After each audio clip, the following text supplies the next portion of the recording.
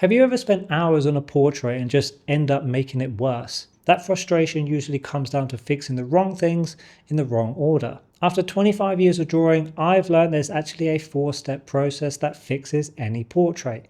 I call it the DART system. Diagnose what isn't working, anchor what is working, rebuild the weak areas, and tighten everything up. It's exactly how my students have transformed their work, win awards, and put on their first exhibitions. If you want me to walk you through this personally and apply it to your own portraits, that's exactly what we do inside the program. Link is in the description. So let's break this portrait down and see exactly what's going on. There are 3 high impact problems holding this likeness back.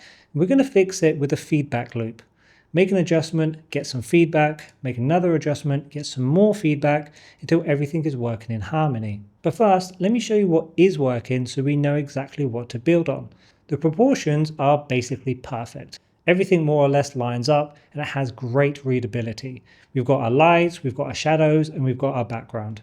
This is why it already feels so believable, because each section already has its relatable base tone, basically just a solid foundation. I also love the simplicity of the hat, and we're going to use that to our advantage. Okay, so now we know what is working. Let me show you the first high impact change, because this is what's going to kickstart that feedback loop. Everything is working at a slight angle, but in the drawing it's more horizontal and it's being pushed up. Watch what happens when I use the brim of the hat to take me to this section. It now becomes more obvious where the alignment of the eye, nose, and mouth needs to be. Now at this point, we don't want to go any further than this, as we want to keep this adjustment very basic, because this is where the feedback loop begins. So now let me show you the next high impact change.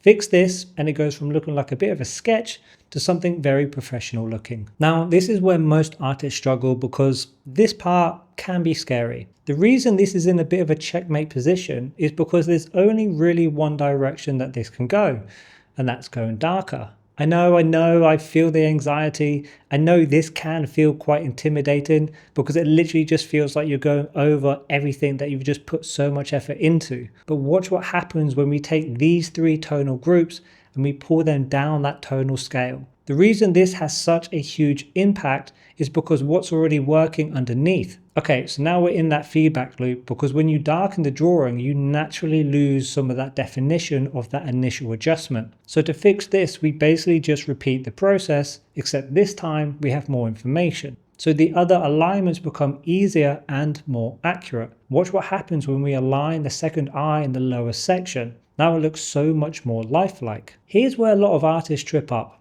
Our brains are basically hardwired to get the proportions right first, then the shading comes second. But a lot of the time, especially with pieces with heavy shadows, you actually kind of want to do the opposite. The white paper actually plays tricks on your eyes and shows you proportions that are kind of misleading. So by getting the tonal shade in a better position first, it makes those unsure areas more obvious. Okay, so before we work into the third high impact change, this is where we supercharge the drawing with that feedback loop. We want to make each tonal group prominent. So we aren't just going to go darker, but we're also going to take a value away to give us that clear separation. Watch what happens when I take the left side of the background away and deepen the shadow in the face.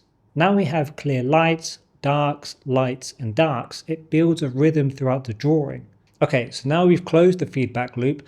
Let me show you the last high impact change. Fix this and the portrait feels very comfortable to look at. Currently, everything reads. The likeness and values are locked in, but that's exactly why we've lost some of the framing, because we've only buffed out the inside of the portrait. Watch what happens when we give the portrait a more defined edge around the hat, side of the face, and not being shy with the background. Everything becomes balanced. It anchors not only the drawing, but also the viewer's eye. Now in truth, the choice of the background is subjective. It doesn't have to be like this. You could also have something much softer, but because we have this really nice separation of the values in the face, I think having a hard stop in the background actually plays into it. Okay, so now we get into the last part of the DART system, tighten. Right now the portrait is on the home stretch. You could leave it here and call it finished, but the focal point is looking a little flat. Watch how the portrait comes to life just by defining and blending around the features and adding a bit of movement and texture into the face. Because we corrected the core substance of the portrait first by deepening the values, everything afterwards acts as a bonus, but only works if it's left until the end. A lot of artists get stuck and end up fighting with the drawing because they try to draw that added bonus too early. And if going darker still feels scary, watch this next and I'll show you exactly how to use values in a much simpler way so every portrait comes alive.